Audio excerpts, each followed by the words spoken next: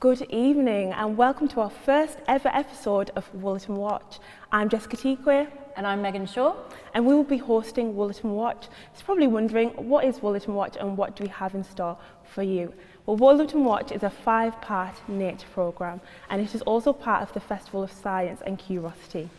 So this year is the festival's 6th year and we've taken everything online. So over the next 10 days, you'll be able to take part in virtual workshops, in panel discussions, Q&A sessions, competitions and try it at home activities. We've also made a festival magazine with lots of articles and puzzles and experiments, and that's all available to download on the festival website www.notsfosac.co.uk. But for now, Wollaton Watch is our main focus, so we'll be screening live from Wollaton Hall and we'll be showing nature and wildlife from different parts in Nottingham and Nottinghamshire. We'll be hearing from local people about what they love about nature and what actions they're taking to celebrate and to conserve our local wildlife. And just a note that all of the clips that we'll be showing as part of Wollaton Watch were filmed either earlier last year or very early this year, and all in accordance with social distancing rules in place at that time. We really want to hear from you and we have lots of activities for you to join in and share your opinions on. So we are Notts4Sac and we'd like you to please use the hashtag Wollaton Watch. So we thought we'd kick off the show by learning a little bit about Wollaton Hall and the park, and who better to answer all of our questions than Sue Mallander, the Learning Officer for Science for Nottingham City Museums. And I'm the Learning Programmes Officer for Science at Nottingham City Museums. And I work in the learning and engagement team with children and young people and indeed everyone who wants to learn about things at Wollaton. Well, the Wollaton Park was built by the Willoughby family in Tudor times and they enclosed the park, which basically means they just built a fence around it or a ditch. And they had in there fallow and red deer and also wild white cattle, which they hunted and ate the venison and the meat and used the skins as well. So it was really for the very rich people who lived in Wollaton Hall to have what they decided to be fun in those days. But now we do have some muntjac deer that are an introduced species and we sometimes see those, but they're very small and very quiet, so they're quite hard to see. The resident parakeets that live here, there's a group of about 30, there might be more now, so they have escaped from captivity and they live here. They're quite a bit of a shock when you see them because you think, what's that green flash? And it's a parrot. And they're very noisy as well. But I don't think they do any real damage. Well, in between, from Georgian times to Victorian times, the natural forest that was here was partly cleared, but also it was planted. There are long avenues of trees that are planted because they look good. There's lime tree avenues, there's also beech trees that have been planted in plantations, and there's also avenues of oak and sweet chestnut. So there's a lot of sweet chestnut here if you like chestnuts that you can collect and roast, but also there's oak trees and there's yew trees as well.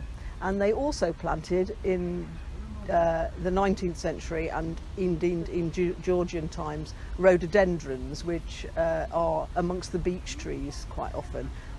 So they're not that much of a problem at the moment, but again they're an invasive species.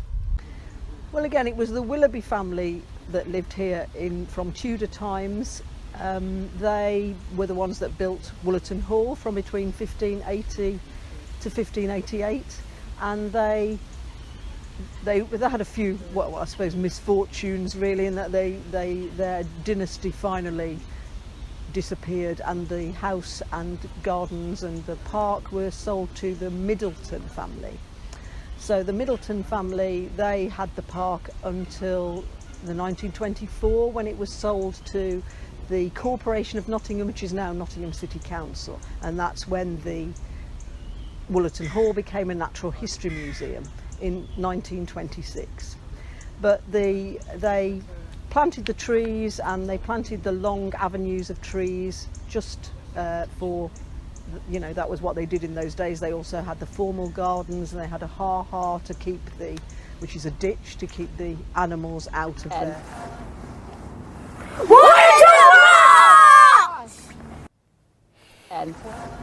That's interesting, and it was amazing to learn a little bit about Wollaton Hall and how it's changed over time and what the different families who've lived here in that time have done with the house and with the grounds. I didn't realise that there were so many different types of deer. I just thought that there was one type, and it's incredible to hear that there's even parrots. Yes, I agree.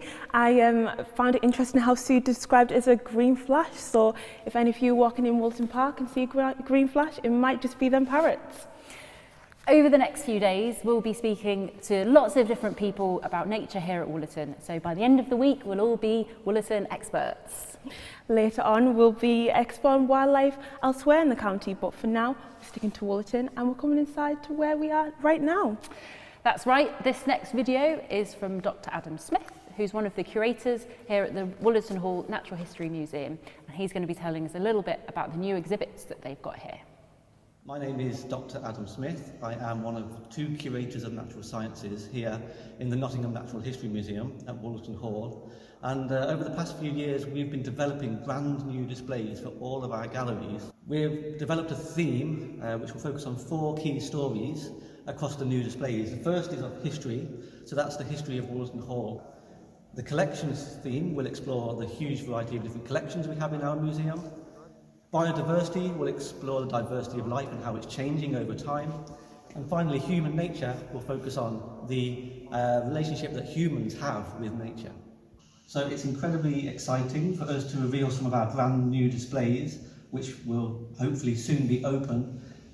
This one here represents one of those 4 key themes. This is biodiversity. So this shows the different kinds of animals that you have out there in the real world. And that contrasts, of course, with the theme of collections diversity, which is the ways that we preserve all of these different creatures inside the museum. We're telling our history stories through the collections and also the people that collected them. So this particular display represents botany. So we have a huge collection of 100,000 pressed plants in our collection. Many of these were collected by Harry Fisher in the late 1800s, early 1900s. He was a Nottingham-based explorer who collected many plants from the Arctic, and then later donated them to the museum. The birds throughout this gallery also represent that history story. So they are organised here in a very rough timeline, starting with the very oldest specimens and ending with the very most recent ones. This story also shows us how our attitudes to collecting have changed. Everything in this case was shot, and these are specimens that were collected before the Natural History Museum here moved to Wollaton Hall. Everything in the end case died of natural causes, and this is the way that we think about our collections today. We only ever accept animals into our collection that have died of natural causes. Here I am in another one of our transformed galleries. This is our bird room, and I'm standing next to a beautiful specimen of a shoebill. This is an incredibly important specimen because it was the first one that was ever described and named. It's one of the oldest specimens in the museum, and it represents the history of the collections. So on this end of our gallery, the shoebill represents one of the oldest specimens, and on the other end is another specimen, a penguin called Missy, which was recently acquired from a zoo, and that's one of our most recently acquired specimens.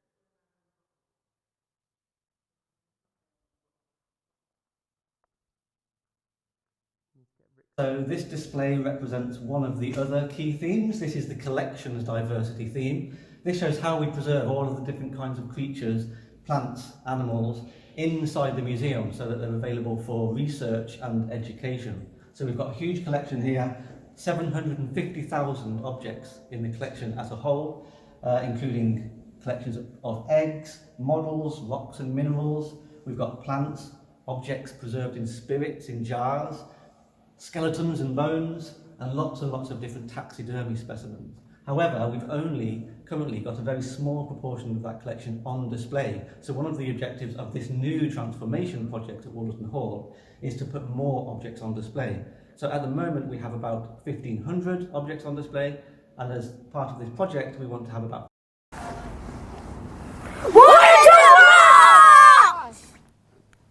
Isn't it great to see all the work that's been happening here over the past year? And it's definitely something I'm looking forward to visiting, hopefully soon. Yeah, me too. In tomorrow's programme, we'll be showing you some of the amazing exhibits from the handling collections here at Wollaton Hall. So that will include a whale vertebrae, an ammonite, and even a hippo skull. I'm really looking forward to that. Yeah, me too. After the break, we'll be showing you a family who are passionate and enthusiastic about nature as they discuss why it's so important to preserve nature. Yes, but before the break, we've got an interesting activity for you. We want you to guess that sound, and what we'll do is play a noise and a sound, and we'd like you to guess that animal. Yeah, so this is a test of your listening skills and your wildlife knowledge. So let's hear the noise for the first time.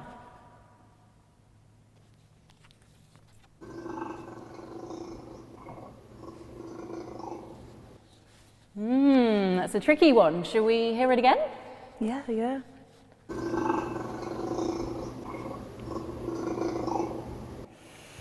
So we'll give you a clue. It's not an animal that's native to the UK, so it's not something you'll hear every day. So get your thinking caps on, and after the break, we'll let you know the answer.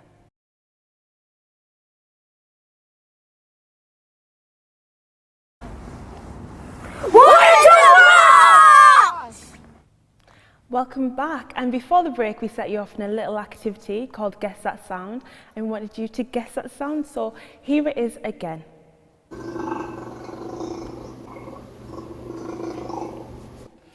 What did you think it was at home? I thought it sounded like when my cat jumps onto my lap and purrs really loudly.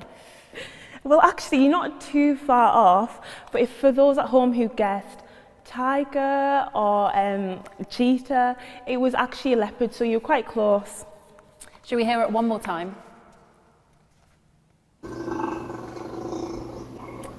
Yeah, I can hear it now. Yeah, so tomorrow we'll have a different noise, so tune in and see if you can guess that sound tomorrow. Yes, but for now we're going to Skylarks Nature Reserve just outside Nottingham, and we'll be joining the Young Rangers team planting trees.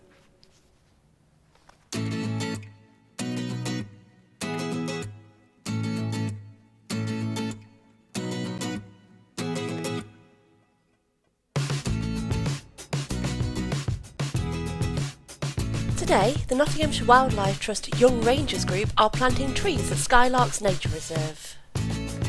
Hi, it's Martin again. It's a lovely sunny day here.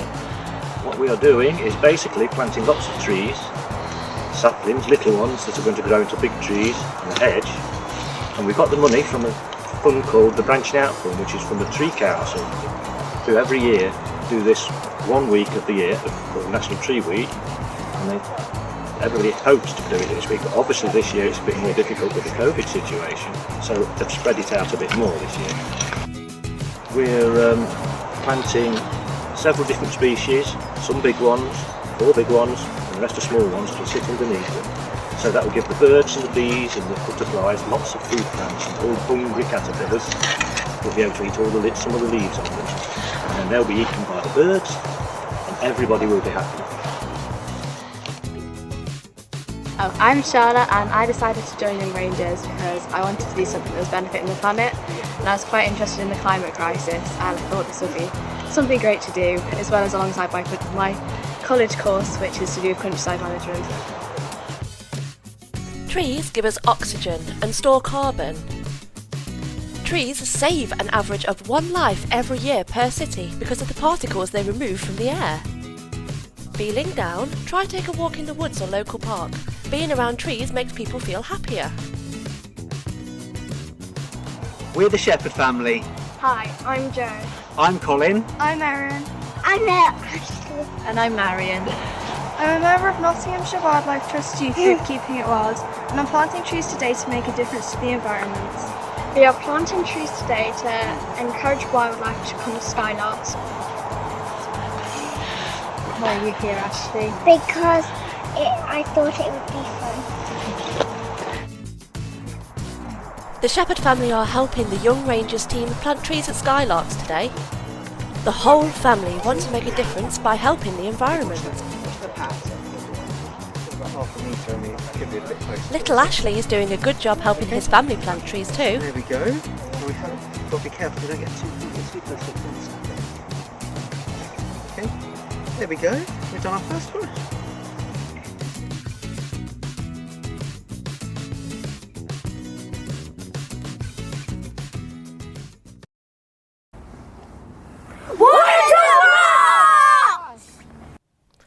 Well, isn't that lovely to hear what motivates young people to look after nature? Well, over the next few days, we'll be seeing more videos from young people and children to show why they're passionate for nature. Next up, we've got the first in a series of videos called Louise's Adventures. Louise Hamilton-Stanley is a graduate from Nottingham and Nottinghamshire University's Wildlife Conservation course, and each day for Wollaton Watch we'll be joining Louise as she explores some of Nottinghamshire's most incredible habitats. Yes, Louise will be telling us about the series in a few minutes, but for now, here's her first episode.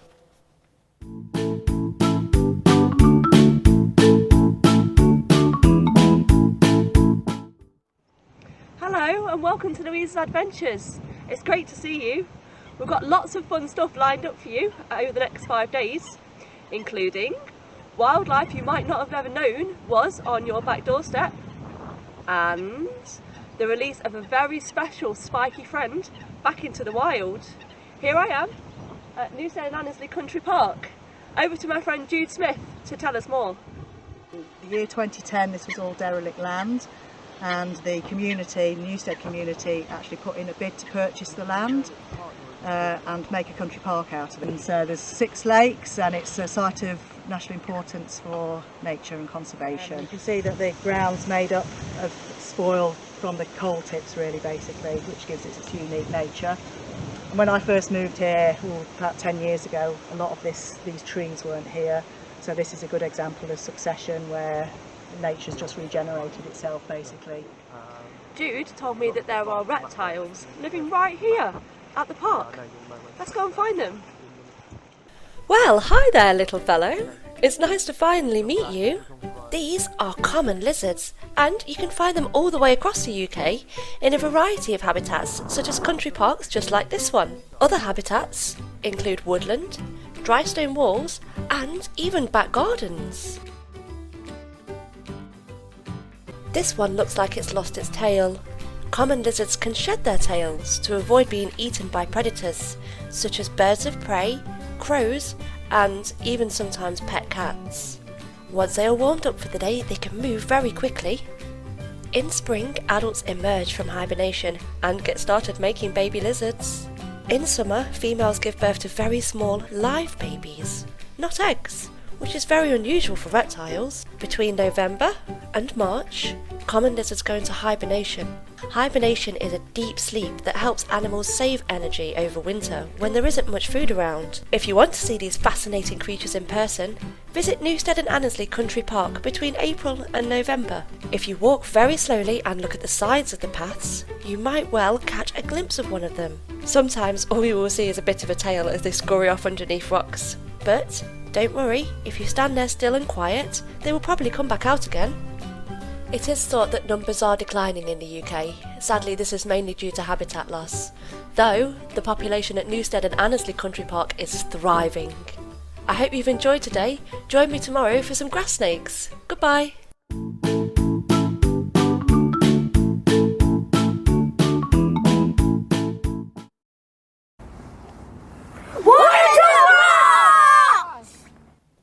That was brilliant. I'm really looking forward to our next 4 episodes. Me too. I caught up with Louise over the weekend to find out a little bit more about her videos, and here's what she had to say. Hi Louise. Hi Megan. We've got a few questions for you about Louise's adventures. I hope that's okay. That's absolutely fine, yeah. So our first question is, what motivated you to make the videos? Well, you know what, Megan, I really just wanted to inspire the next generation of nature lovers out there. I think if we can get people to fall in love with nature and people protect what they love, then hopefully our nature would be protected for years to come. Also, I'm pretty sure that most people don't know that we do have grass snakes and common lizards living right here in Nottingham. So that's really cool to spread the word about. Yeah, no, I definitely did not know that. So why is our local nature so important? Well, I think our local nature is something that has often been overlooked. And we do have such an amazing array of animals that do live here in Nottingham. Unfortunately, urban landscapes have replaced a lot of natural habitats. So I really think it is our duty to protect the wildlife that has had to adapt to city living. So if people have been watching your videos, watching Wollaton Watch, wanting to get more involved in nature, what kinds of things can they do? Have you got a few tips for people? Well, I'd get that bird ID guide out for a start, take part in the big garden bird watch, and also the big butterfly survey, which will be happening this summer as well. And everybody loves butterflies, they're so pretty. Also, if you have a garden, get those bird feeders filled up. And also try planting some nice wild flowers that is going to attract bees and butterflies, such as buddleia and wild garlic. Lovely. Those sound like some really simple tips that people can do without having to make too much effort. Exactly. So what can we expect from the rest of the series? Well, I will be finding some more scaly creatures to show you next episode. And also I've been given the amazing task of releasing a hedgehog back out into the wild. So hopefully you can tune in for that on episode 5. Amazing. We're looking forward to seeing the rest of the videos. Thanks so much, Louise. Brilliant. Bye. Thanks again.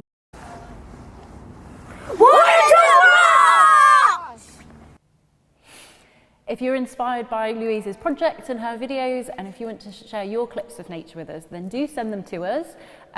Email them to wollatonwatch@notsfosac.co.uk or post them on social media using the hashtag #WollatonWatch, and we'll pick them up from there. Coming up next, we'll be discovering why leaves have different shapes, and you'll be able to take part at home and share your results with us again on social media. We'll explain more after the break.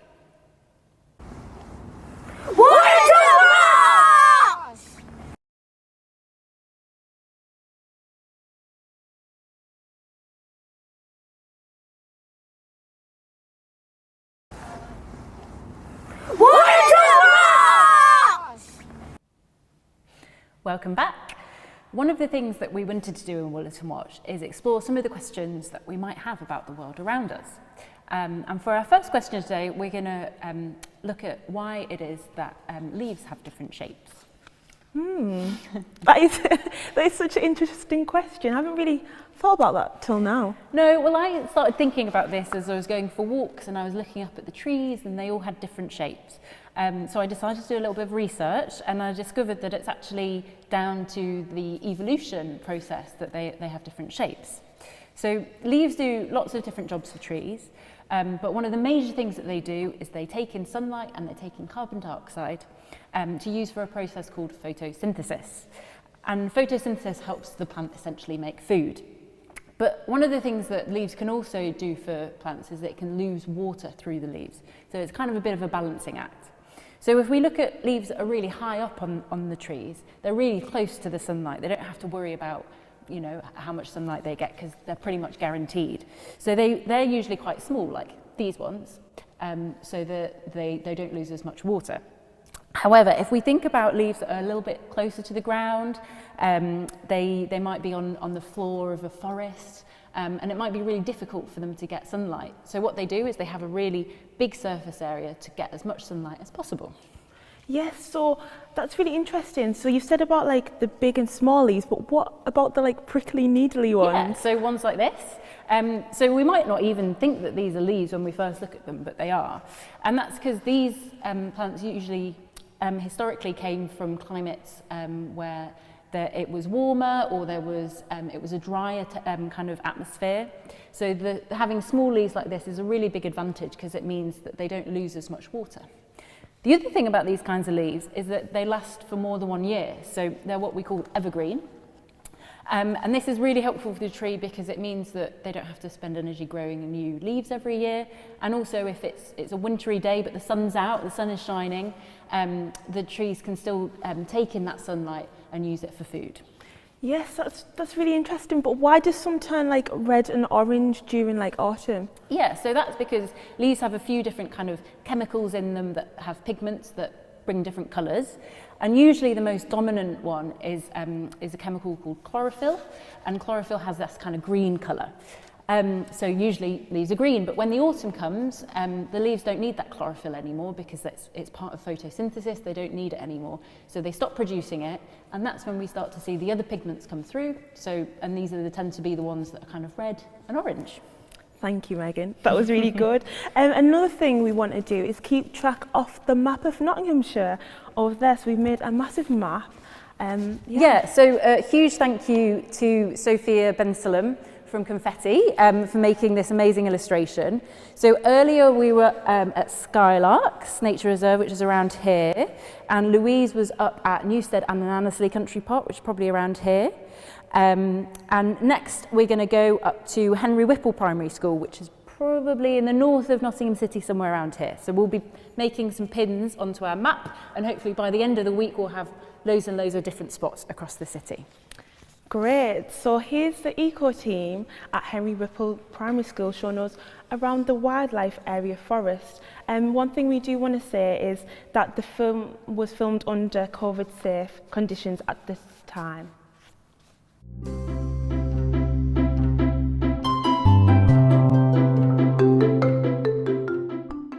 Hello, my name is Susanna and I'm from Henry Whipple Primary School. Today, everyone and me, we are digging and trying to plant new seeds and flowers. And then probably getting out our we could put in some fresh new leaves for the bulbs so that they can have enough food to eat. Hello, my name is Tsiquaye. And my name is Isaac. And we'll both go to Henry Whipple Primary School. We're planning to, I think we make this a better shelter for the bugs. Yeah. I think it could be a really good place for animals to breathe. Ta-da! We're planting the dead leaves. Yeah, but we're too close, right? Oh wait, we need some food! Oh yeah, we all have to.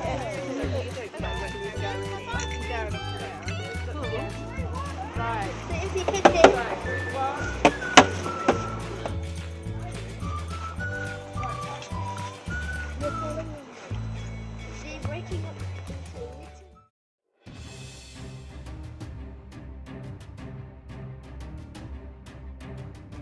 Okay, team 1 and team 2. Yeah. I have a challenge. So you have really got to think about this one. You've got one injured party in both of your teams. So somebody is going to fell down a hole and hurt both their legs. So think carefully about who that person's going to be. You have only got rope on you. Hold on, I got this side. Whoa, careful! I got this side. We got this side. Come on, guys, you can do it.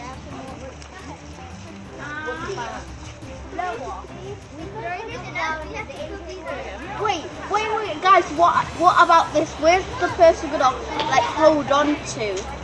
Yeah, because maybe we can get a piece of rope to make you hold on to the rope. Or when I could just hold on to the side of the wall. I don't think that's a good idea. I got this one.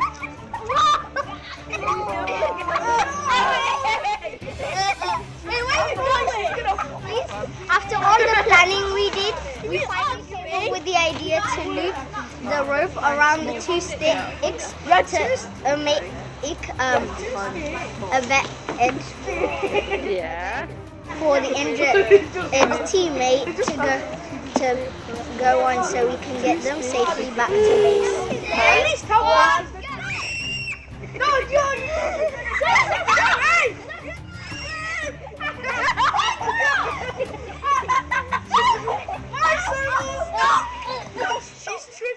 At the end, last week, we all gathered around the fire and we have to light the Kelly kettle.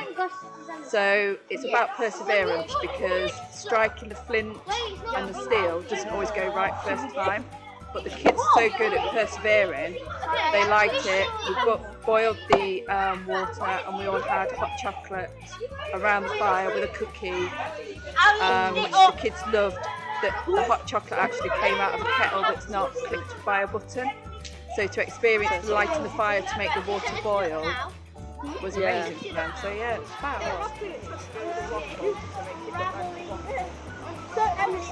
I've got this bit.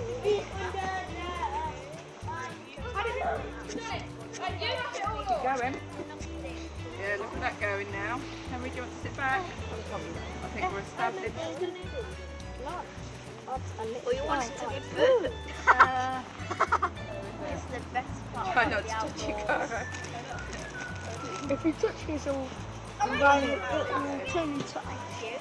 Remember, one knee on the ground and one knee up. It feels lovely and warm, especially today. It's a very cold day. It feels like it's on fire.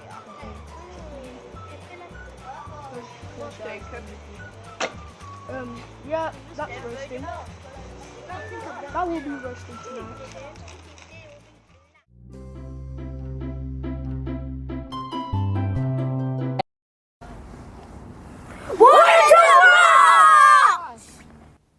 That looked like so much fun, and it was so great to see how they're working on different skills like teamwork and perseverance. One thing we just want to mention is that the children were learning to light a fire under supervision, and this is not something we'd recommend you to do at home. Next up, we've got some footage of badgers from Gary Cragg from the Nottinghamshire Wildlife Trust. Gary runs the Nottinghamshire and Leicestershire Badger Vaccination Project, which protects badgers against bovine tuberculosis. The aim of the project is to vaccinate as many badgers as possible in 4 years, and this is to protect not only the badgers but also local cows. They're vaccinating them against bovine tuberculosis, which can be passed on from badgers to cows. This footage was taken last summer at 2 different sites, using wildlife cameras to work out how many badgers were at each site. They use humane traps, which have peanuts in them, and this is to attract the badger so that they can be safely vaccinated.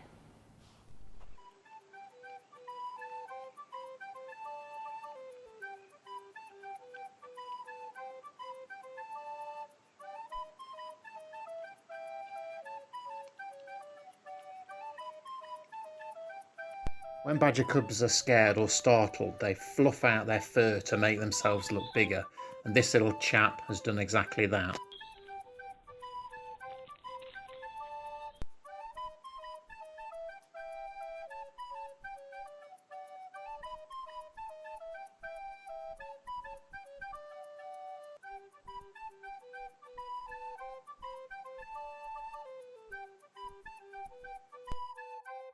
Here we have 2 adult badgers walking single file along a regular run that they've obviously used many times before.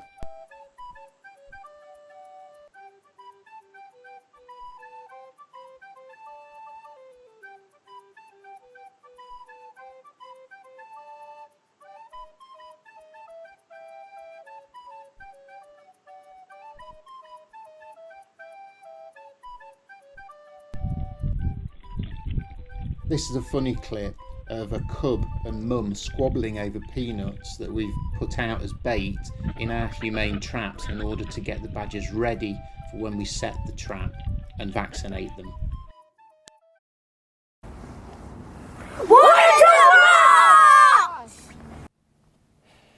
After the break, we'll be hearing about animals that used to live in our region thousands of years ago. See you in a bit.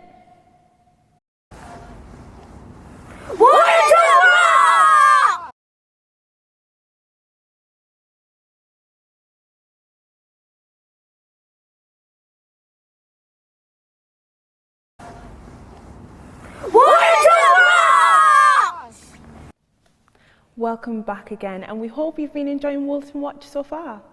Next up, we've got a video from Hannah O'Regan, a researcher from the University of Nottingham, who's going to tell us all about different animals that used to live in Nottinghamshire thousands of years ago. Hello, I'm Dr. Hannah O'Regan and I'm an archaeologist. In fact, I'm an archaeozoologist and osteologist, which means I study bones. I study the bones of human remains and I study the bones of other animals. And I'm going to talk to you today about extinct animals. Now, you might have heard about the woolly mammoth or the woolly rhino that used to live in Britain back in the Ice Ages, when everything was cold and icy and they had long furry coats to keep warm. Now, when the Ice Ages finished, about 11,500 years ago, we moved into what's called the Holocene, which is a warm period, and that's the time that we're living in now. And during that warm period, different animals came and lived in Britain. Now, they included people, they included all of the animals that many of the animals that we know and love, like badgers and foxes. But there are also some animals that are no longer with us, that they are extinct. And those include the aurochs and the bear. And those are the two animals I'm going to talk to you about today. Now, the aurochs was a very large extinct cow. This is part of one of its horn cores. Now, a horn core is the inside of the horn, and on the outside of the horn is the same material that your fingernails are made out of, called keratin. So when you see a cow with horns, this is the sort of thing that's inside that horn. Now, this is, as I say, from an aurochs, and it's an extinct wild cow, the ancestor of all of the domestic cows that we have, that we get milk and beef from today. And they could grow up to 2 meters tall at the shoulder. So were very, very big animals. Males were much larger than females, and they became extinct in Britain and in Nottinghamshire about 3,000 to 4,000 years ago in the Bronze Age. So that's the aurochs. Massive cow, no longer with us.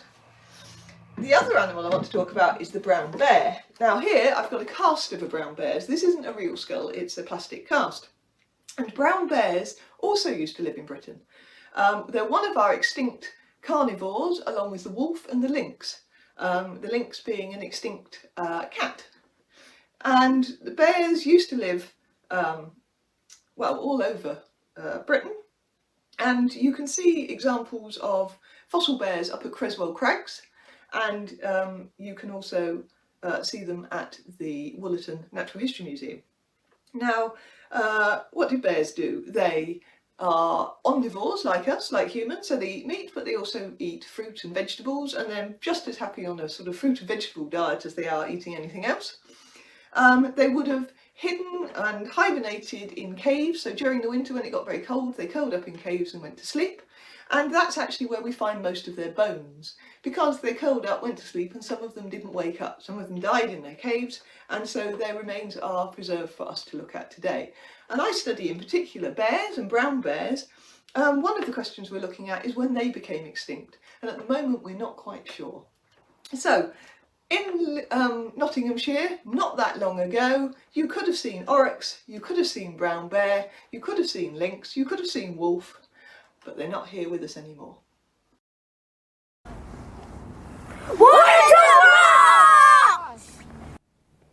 Wow, isn't that interesting to hear what used to live here thousands of years ago? Yeah, it's amazing. Maybe a little activity some of you could do at home is try inventing a story or making a picture about what it would have been like for those animals thousands of years ago. Yes, that is great. And Hannah also mentioned Creswell Crags. Yes. So where's that on our map? Creswell Crags is probably somewhere around here in North Nottinghamshire. Okay, brilliant. Next up, we've got some footage from Nottingham Trent University of peregrine falcons, which roost right on top of the Newton building, which is in Nottingham city centre. Hello, my name is Dr. Louise Gentle and I'm from Nottingham Trent University. This evening I'm going to talk to you about peregrine falcons, which is something we've been studying for the past few years. They are the fastest animal in the world, so they've been recorded at record speeds of 242 miles per hour.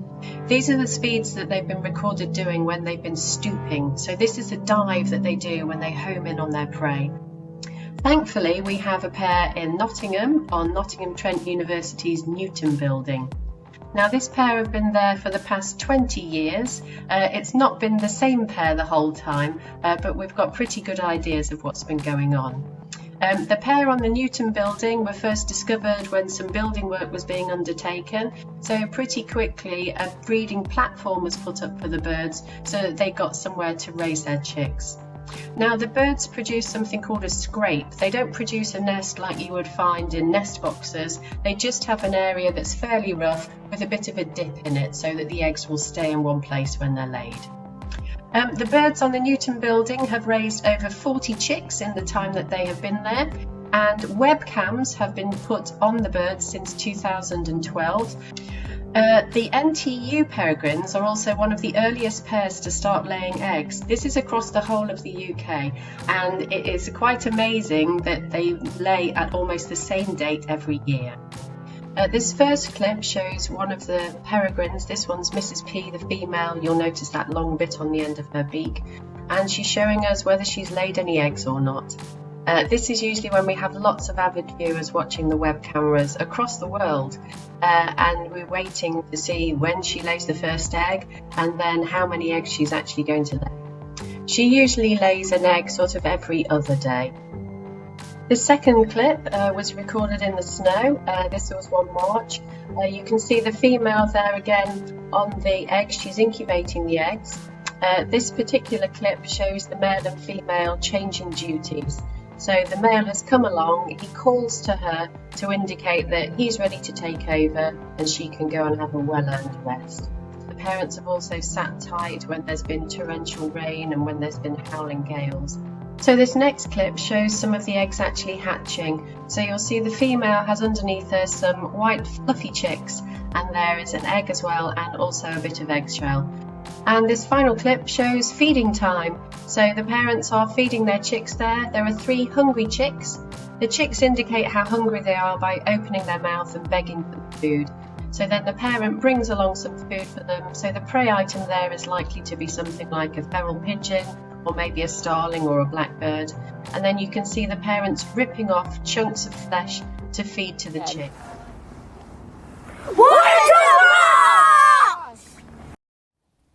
Wow, isn't that amazing? And I'm a student at NTU, and I never knew that was happening in the Newton building, so that is brilliant. It's amazing, isn't it? And I love how they've put a webcam up there so people at home can watch, and not just people here in our region, but right around the world. So we're nearly at the end of our first programme, and we kind of can't believe that we've made it.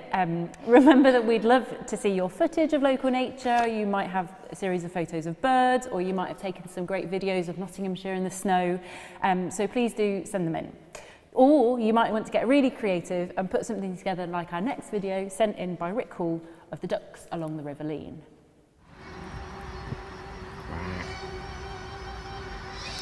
And they're off. The ducks are swimming down the River Leen. It's an exciting time of year. The river's quite full, but this is the time when ducks get together. I wonder if these will be a pair.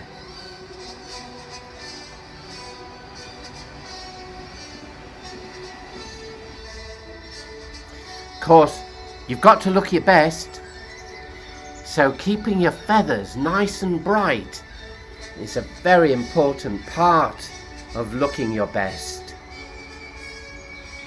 A lot of preening of the plumage here.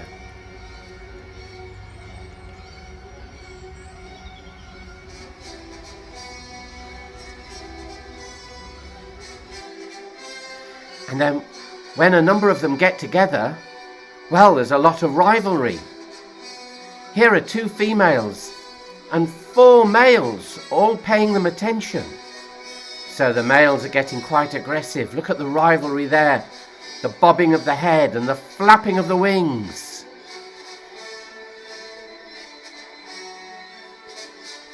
But they can get quite aggressive. Whoa. Look out! Mind those beaks. And then, if 2 ducks do make a pair and they bond, well, they display to each other and mimic each other's actions with bobbing and flapping of wings.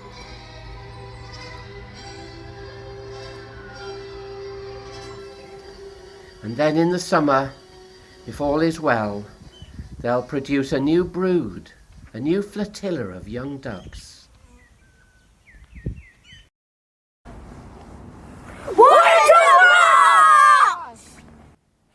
I love how much fun it can be to make a little video like that. So get creative and see if you can put something similar together for us. And it just goes to show that you don't have to look too far to find wildlife local to you. Let's put Rick's ducks over onto the map. Here we go. He was along the River Leen, so somewhere around here. And then the peregrine falcons were also in Nottingham city centre, so they're there. It's starting to get really full up on the map. Hopefully by the end of the week, we'll have something pretty much all over the county. So please do send us in your photos, your videos. Hopefully we'll get them into the rest of the show. We've got 4 more days for you. So there's plenty of opportunities for you to have your footage as part of the programme.